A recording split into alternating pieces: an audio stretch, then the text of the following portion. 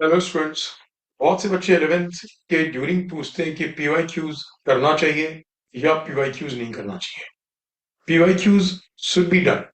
आप 11th class में हैं या आप 12th क्लास में हैं, PYQs must always be done. So this what they are to be attempted. अब पीवाईक्यूज करना कब चाहिए?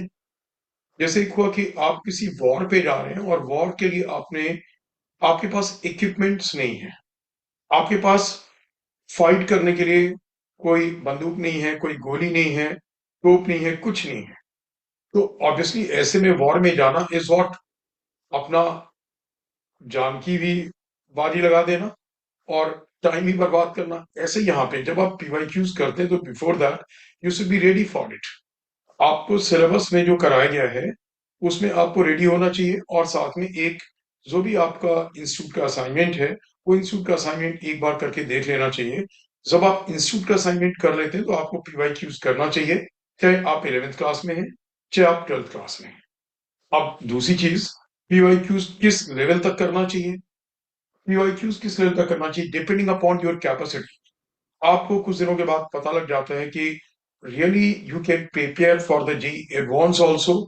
तो अगर आप पीवाईक्यूज करते हैं तो आपको and you feel that you really can get a rank in the JEE advance also, मतलब आपकी रैंक कुछ भी है, आपको you feel comfortable when you solve the questions of JEE advance also. मतलब आपको ऐसा नहीं लगता कि आप पता नहीं ये तो क्या आ गया, ये तो क्या आ गया, नॉट दैट फीलिंग। तो उस केस में आपको जेई मेन के भी पीआईक्यूज करना चाहिए, आपको जेई एडवांस के भी पीआईक्यूज करना चाहिए।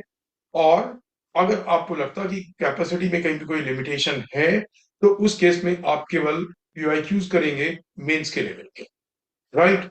और एक और चीज कि पीवाईक्यूज आपको करना, जैसे जो क्वेश्चन है कि करना क्यों नहीं चाहिए, तो हम tell you PYQs are the most relevant source of questions, क्योंकि ये उन्हीं ने बनाए हैं जिन लोगों को अल्टीमेटली पेपर्स सेट करना है, इसलिए this the most relevant source of information.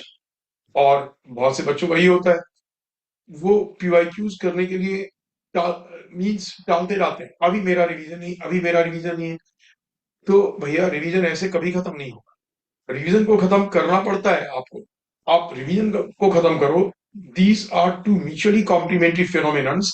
कहीं कहीं पे रिवीजन में कोई लैकुना रह जाएगा, जब आप पीवाईक्यूज करोगे या असाइनमेंट्स करोगे तो लैकुना क्या होगा, रिवील होगा, और आप फिर उस पार्ट को कवर करोगे।